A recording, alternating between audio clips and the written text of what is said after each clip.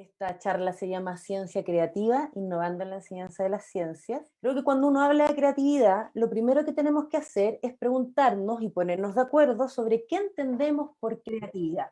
Resulta que la creatividad parece ser compleja de definir y no ha sido tan sencillo a través de la historia, las personas que se han dedicado a investigarla o que han querido de alguna manera definirla, lograr eso, lograr una definición.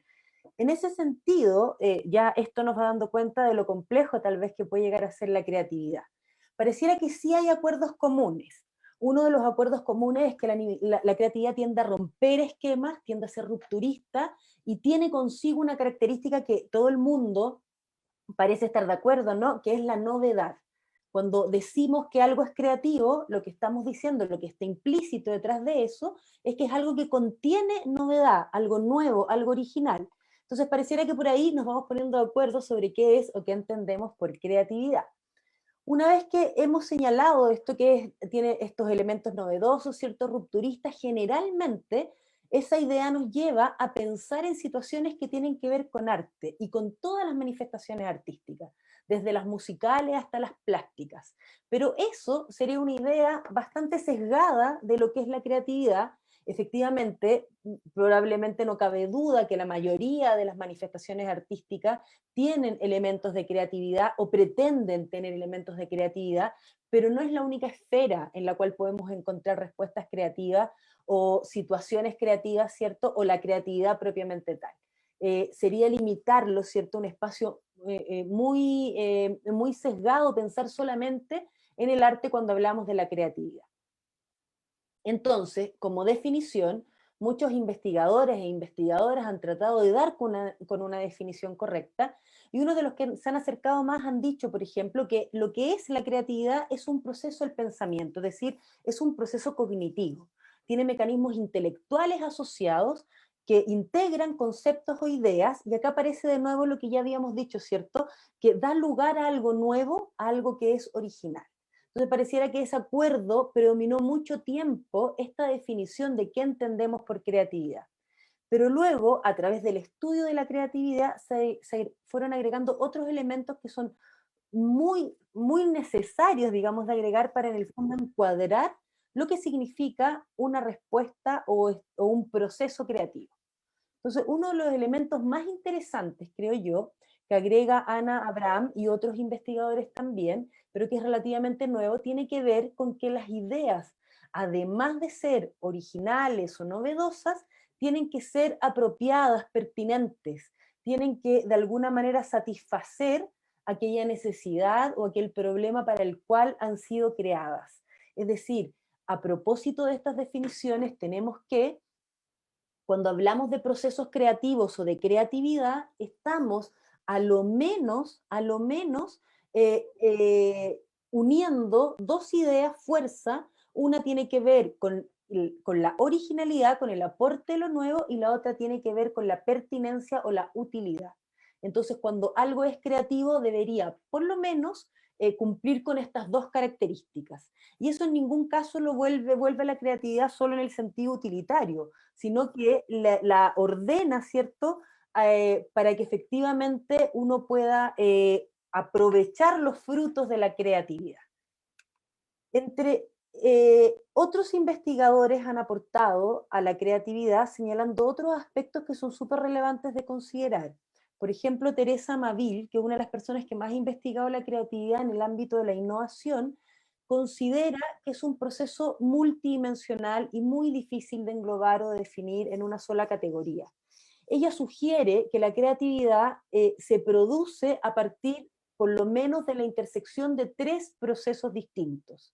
Uno de ellos es la motivación, que es este motor, ¿cierto? Este deseo de generar ideas o respuestas creativas, y además esto se intersecta con el conocimiento y con las habilidades de pensamiento. Y esto creo yo que es lo más relevante, porque hay varios mitos respecto a la creatividad. Por ejemplo, se cree que es muy espontánea y que, por ejemplo, se dice por ahí que la escuela mata la creatividad. Probablemente lo han escuchado, ¿no? Y sería contradictorio pensar que la escuela mata la creatividad, porque la escuela es el espacio, ¿cierto?, donde nos hemos puesto de acuerdo como seres humanos para que las personas adquieran ciertos conocimientos que consideramos relevantes. los conocimientos culturales. Y si el conocimiento es relevante para la creatividad, es decir, está a la base del desarrollo de la creatividad, entonces la escuela, muy por el contrario, no podría matar la creatividad porque lo que nos da precisamente son insumos para ser más creativos. Esto de que el conocimiento está a la base del desarrollo de la creatividad es algo que ha sido investigado mucho tiempo. Los primeros estudios son de Weisberg, por ejemplo, el año 1999, y desde ahí se han ido replicando y de alguna manera se va quedando muy claro que la creatividad no versa sobre nada, sino que versa sobre lo que se sabe. Y eso implica que mientras más dominio o conocimiento tenemos sobre un tema o un área, más posibilidades tenemos de ser creativos o creativas en ella.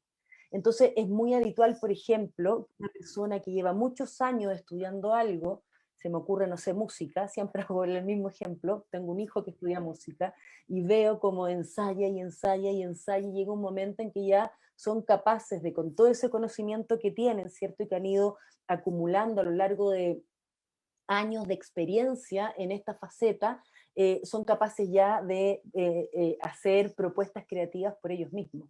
Entonces, efectivamente, hay un elemento importante ahí que tiene que ver con el conocimiento y esa misma idea de que la creatividad en el fondo versa a propósito de lo que uno sabe del conocimiento, nos da otra pista sobre cómo es el proceso creativo y el proceso creativo es modalidad dependiente.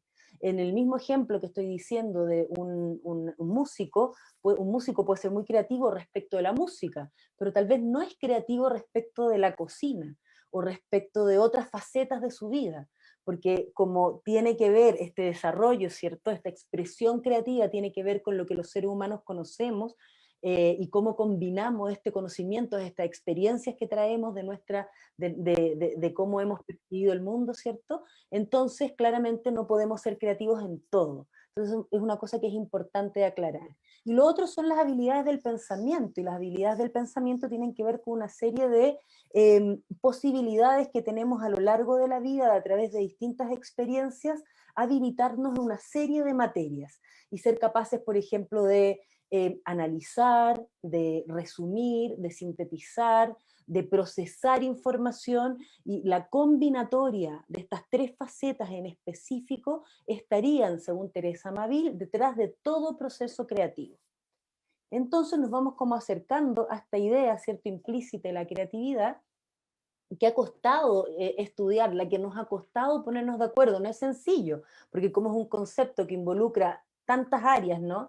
Y es tan distinto para cada faceta y es tan pareciera personal, porque como da cuenta de lo que las personas saben, entonces se hace un poquito complejo estudiarla. ¿Cómo se ha resuelto en la investigación en neurociencia o en la investigación en psicología cognitiva? Se ha resuelto de la siguiente manera: se ha estudiado la creatividad a través de la contraposición de dos tipos de pensamiento. Eso es más fácil de poder registrar, por ejemplo, de poder medir. De hecho, hay una serie de test que miden la creatividad en distintos dominios, verbal, figurativo, etcétera, y que usan esta misma lógica. Y esta lógica es que se contrapone el pensamiento divergente con el pensamiento convergente, siendo el pensamiento convergente el pensamiento más clásico, que es aquel que, a propósito de un estímulo, lo que hace es que nos provoca una respuesta que es única, y esa respuesta no solo es única, sino que tratamos además de que siempre sea correcta. Es el pensamiento que nos lleva en una única dirección. Versus el pensamiento divergente, que es el pensamiento que a partir de un estímulo podría gatillar múltiples respuestas. Lo que dice la investigación es que a la base de la creatividad está este pensamiento, el pensamiento divergente, y que en la medida que nosotros somos capaces de tener oportunidades de alguna manera de poner a prueba este pensamiento, entonces más posibilidades también tenemos, ¿cierto?, de encontrar respuestas creativas. Porque parte del proceso creativo implica esa búsqueda, y en esa búsqueda también implica muchas veces error, y precisamente desde ahí también se puede encontrar respuestas que tal vez no pensábamos, ¿cierto?, a partir de las propias equivocaciones. Entonces tenemos, por una parte, el pensamiento divergente en contraposición con el pensamiento convergente, y esto en ciencia se ha estudiado siempre igual. Por ejemplo, acá y abajo está la cita, hay un experimento donde se pusieron a bailarinas a pensar mientras se les estaban conectadas a un electroencefalograma y se medía su dinámica neuronal para ver efectivamente si había diferencia en la dinámica neuronal del pensamiento divergente y el pensamiento convergente, y de esa manera poder describir un poco cómo funciona la dinámica neuronal de la creatividad. Entonces ponen a personas, por ejemplo, expertas en un área, porque hemos visto que el conocimiento es relevante para el proceso creativo, a imaginar un baile improvisado y a imaginar un baile conocido. Entonces, se dan cuenta que ahí tenemos en la improvisación y el baile que conozco esta dicotomía, ¿no? De pensamiento divergente contra pensamiento convergente. Lo mismo se ha hecho con pianistas de jazz, lo mismo se ha hecho con diseñadores y diseñadoras, con músicos y músicas en distintas áreas.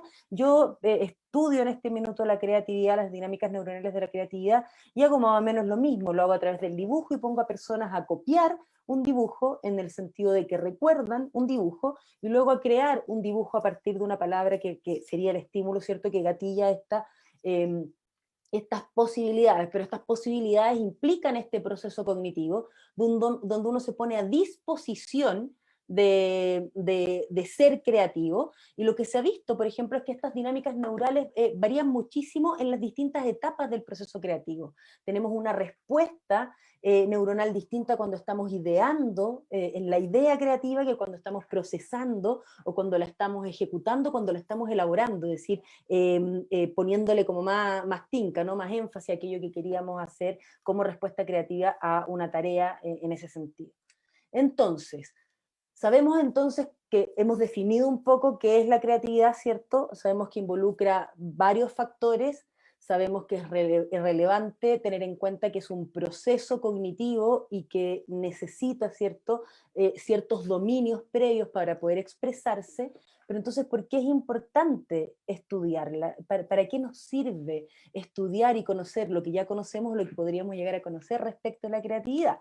Y esto es fascinante porque cuando uno se mete, por ejemplo, a PubMed, que es un motor de búsqueda de Medline, donde acá uno encuentra todo lo que se ha escrito, se ha publicado en investigación científica, lo que uno ve es que ha habido una explosión de investigación en el área de la creatividad en los últimos años. Y ustedes pueden ver desde el 95 en adelante que había muy pocas publicaciones hasta ahora, que ha tenido un crecimiento exponencial, y que uno solo al poner creatividad, ningún otro tesauro, ninguna otra palabra más que esto, encuentra inmediatamente al menos 29.000 resultados, ¿cierto?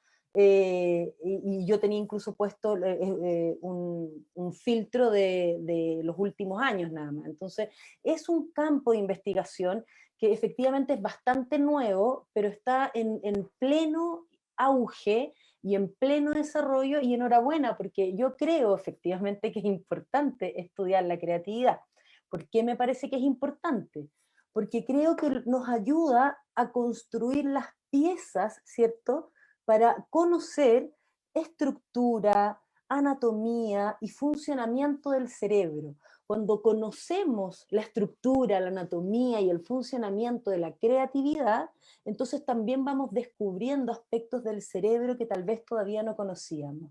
Hubo un gran descubrimiento ese año, el año 2001, donde Marcus Reichel, que es el que descubrió, por ejemplo, la red por defecto, una red neuronal que funciona en contraposición con la red ejecutiva y que consiste en que nos permite, digamos, desconectarnos de la red ejecutiva, es decir, por ejemplo, divagar, soñar despiertos, meditar y una serie de otras cosas, y nunca coincide con la red ejecutiva, son redes que funcionan alternadamente. Ese descubrimiento cambió un poco el orden de las cosas, y de ahí en adelante se le atribuyó a esta red ejecutiva una serie de características que tenían que ver con el desarrollo de la creatividad. Como que si nos permitíamos el ocio, nos permitíamos la divagación, de alguna manera podíamos encontrar respuestas creativas a problemas que nos estuvieran ahí por ahí molestando. Y eso dio pie a una serie de investigaciones muy interesantes que tenían como hipótesis que finalmente sí había momentos en que algunas de estas redes que nunca coinciden podían coincidir. Y ahí tenemos los estudios de Roger Beatty y su grupo, que uno es un científico muy joven que salió de Harvard y que estudia la creatividad, uno de los que más producción científica tiene al respecto. Han estado tratando de descubrir o de confirmar que efectivamente hay momentos donde estas redes neuronales sí se juntan, sí tenemos control, entre control ejecutivo y red por defecto, y es cuando estamos en procesos creativos, donde tenemos que tener una combinación, eso es lo que podría llegar a ser, estas son cosas que están recién abriéndose, recién descubriéndose, ¿cierto? Podría llegar a ser que en esos momentos se juntaran, y el sentido es que las respuestas creativas necesitan que tengamos cierto control ejecutivo, o sea, que en el fondo podamos dirigir aquellos momentos o aquellos espacios que tenemos, por ejemplo, de divagación. Que una divagación que nos lleva a cualquier parte no nos va a conducir a un proceso creativo. En cambio, poner un poquito de control en esos momentos en los que estamos, ¿cierto?, imaginando, nos podría efectivamente llegar a ese proceso creativos que tuvieran esta intersección que hablábamos al comienzo, ¿no? Que además de darnos respuestas originales o novedosas, también fueran útiles y pertinentes. Entonces, por eso, esa es una de las razones, ¿no? El investigar, no solo la creatividad, cualquier ámbito de la investigación nos va a permitir ir sumando piezas a este puzzle que estamos entre todos descubriendo en este siglo, perdón, que tiene que ver con esta maravilla, ¿no?, de órgano que es el cerebro, y que nos encantaría poder dilucidar todo su funcionamiento, y que lo que sabemos en este minuto, aunque creemos que es mucho, la verdad es que es bastante poco, y tenemos mucho, por suerte, para los que lo estudiamos, ¿no? Mucho todavía por investigar. Y la otra razón, que en mi caso, en términos personales, la más poderosa para mí, es que creo que la creatividad está súper ausente en la escuela, y necesitamos recuperar espacios donde podamos permitir el desarrollo del pensamiento divergente. En la escuela todo el tiempo estamos hacia el pensamiento convergente, todo el tiempo una respuesta, es más, ni siquiera damos mucho espacio para que sean los estudiantes y las estudiantes las que generen respuestas a sus preguntas, o que sean protagonistas o se hagan cargo de sus aprendizajes. Generalmente hay un profesor, una profesora que dirige, ¿cierto?, que toma el control de una clase y que permite muy poco espacio para otros aspectos, y eso tiene que ver con un fenómeno que ocurre en Chile y que es interesante también discutirlo, que es el fenómeno de nuestro sistema educacional, se mide en función del logro, que contribuye mucho a la competencia, a la individualidad, nuestro sistema hace que las escuelas compitan entre ellas por quien tiene más ranking en el CIMSE, y es tan importante para las escuelas y para los que están en este ambiente, ¿cierto?, estos resultados, que termina provocando un fenómeno que también ha sido estudiado, que se llama de estrechamiento curricular, donde lo que nos interesa que los estudiantes aprendan es únicamente lo que va a ser evaluado, y lo que les enseñamos es únicamente a responder esas evaluaciones. Entonces, claramente lo que hacen estos pobres niños y niñas, a los que además les negamos un derecho básico, que es el derecho a la educación integral, es aprender a responder preguntas, es enfocarse en un par de asignaturas con suerte, y es trabajar permanentemente este tipo de pensamiento, el pensamiento convergente. Dejamos de lado todo el resto de las posibilidades. Y además tenemos todo el resto, una gran cantidad de áreas, como si fueran anexas al desarrollo humano, y solo hablamos de ellas cuando las necesitamos como utilitariamente. Mira, si finalmente las personas bailan, hacen ejercicio, cosas por el estilo, y no les damos el sentido que tienen, el sentido de la corporalidad, el sentido de la integralidad, el sentido de la necesidad efectivamente de poder tener experiencias ricas de aprendizaje, donde el descubrimiento es importante. Y ese descubrimiento se da precisamente cuando yo permito que entre a la sala de clases el pensamiento divergente, y no está presente. Entonces, las ideas, a propósito de lo que estoy diciendo, ¿no?, las ideas nunca se dan, nunca aparece la creatividad como una cosa, como una eureka. Ojalá fuera así. Está esta idea de que en la ciencia uno está descubriendo y descubriendo cosas, y la verdad es que en absoluto. Uno en la ciencia se lo pasa frustrándose y frustrándose y frustrándose. Y el desarrollo de un descubrimiento, de una idea, lleva consigo una gran cantidad de trabajo, una gran cantidad de errores asociados y además una gran cantidad de discusión y colaboración.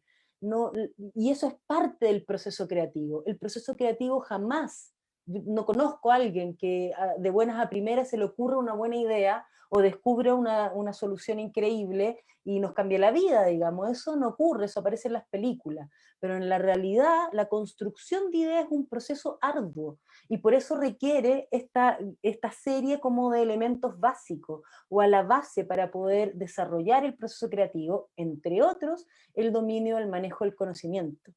Y otra cosa súper importante es que cuando nosotros somos capaces como país de desarrollar ideas, entonces somos capaces de favorecer la innovación. Chile y todos los países del mundo se miden en un índice de innovación que rankea, ¿cierto? Y que tiene que ver con cómo los países invierten en innovación y se mide a través, por ejemplo, de la generación de patentes, que es la generación de nuevos inventos. Chile no le va mal en la región, es uno de los mejores en este índice cuando se compara con otros países de Latinoamérica, pero cuando se compara con otros países de otros lugares del mundo, no está muy bien y la verdad que los aspectos que tiene más deficitarios tienen que ver con dos cosas. Uno, con la inversión, con los recursos de los cuales disponemos para desarrollar proyectos creativos, ¿cierto? Proyectos que apunten a la innovación, a la búsqueda de nuevas soluciones a problemas que nos aquejan, y otro con el conocimiento.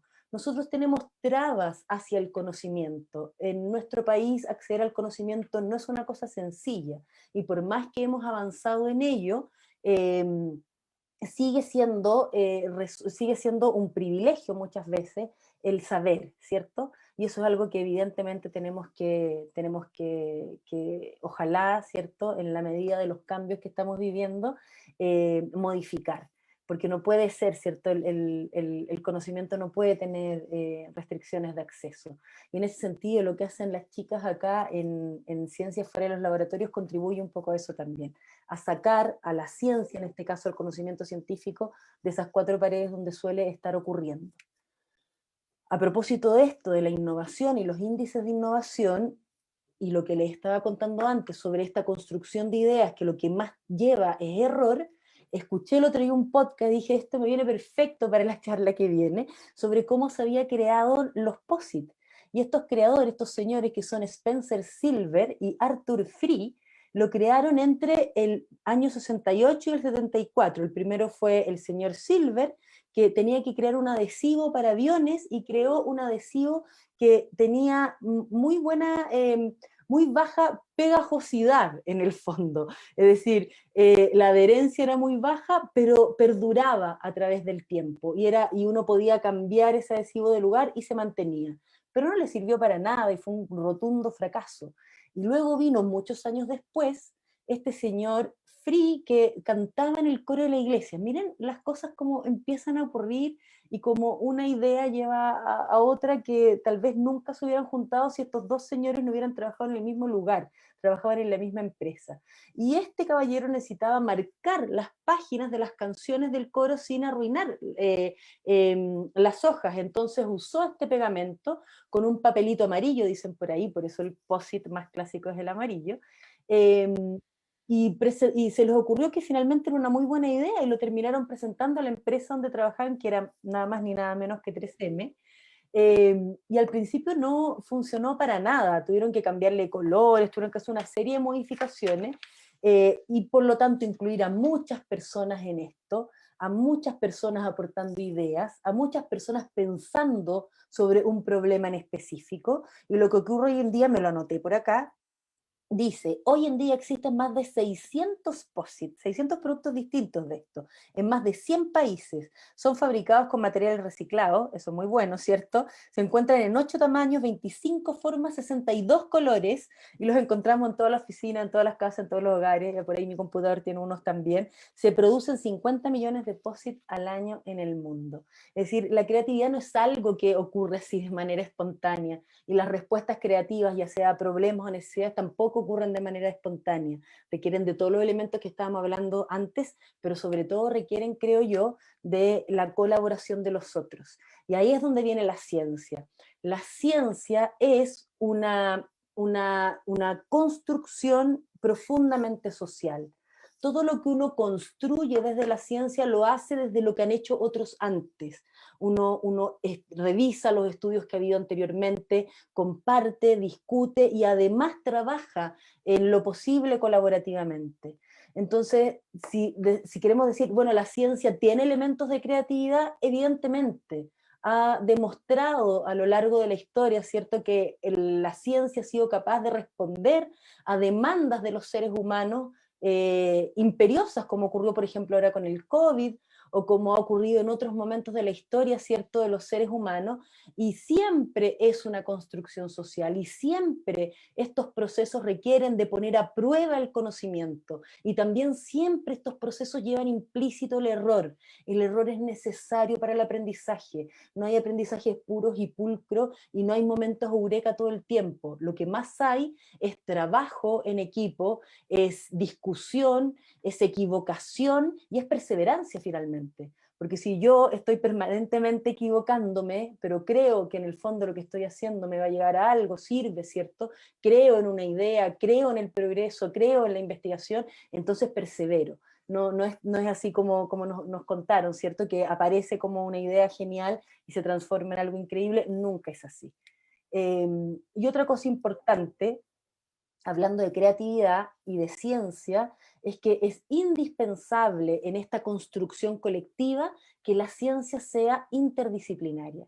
Si hay una cosa que yo agradezco del doctorado que estoy haciendo y terminando por fin en la Católica, es que es un programa interdisciplinario y ahí nos encontramos gente que probablemente nunca nos hubiéramos encontrado a trabajar en conjunto. Y si bien uno hace su investigación de manera individual, uno tiene espacios y posibilidades de comentar lo que está haciendo y de recibir feedback de otros, de recoger otras miradas, y eso es fantástico, porque la interdisciplina precisamente es necesaria y lo que uno esperaría finalmente que también ocurriera en las escuelas es que el conocimiento se construyera no solo de manera integral, sino también de manera interdisciplinaria.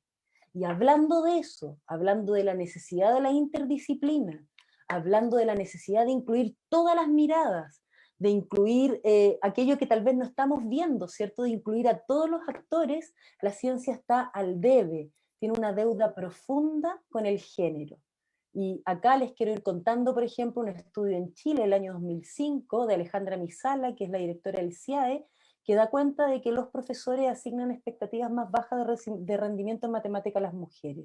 Estas son las áreas STEM que se llaman, que es la sigla en inglés para decir ciencia, tecnología, ingeniería y matemática, donde las mujeres estamos en el mundo subrepresentadas, o como he dicho por ahí alguna vez, parece que los hombres están sobre representados, y nosotras no hemos tenido la cabida que debemos tener en un ámbito para llegar con nuestra mirada, ¿cierto?, a un área que necesita de todas estas miradas, necesita la mirada de la mitad de la población, y no la tiene en este momento.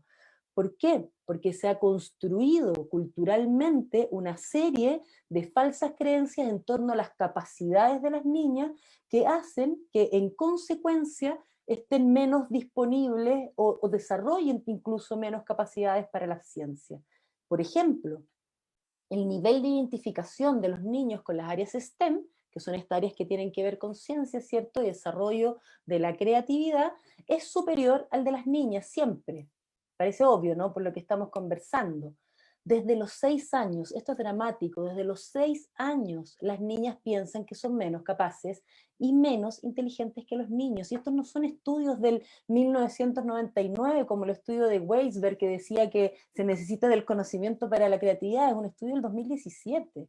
Estamos hablando que las niñas actuales, las niñas de esta generación, las niñitas de 6 años actuales, piensan que son menos capaces que sus compañeros niños. y que son menos inteligentes. Eso es muy terrible, porque finalmente esas ideas, las expectativas, hay un efecto por ahí bien conocido acerca de las expectativas propias y también de las expectativas que otros ponen sobre nosotros y que terminan cumpliéndose.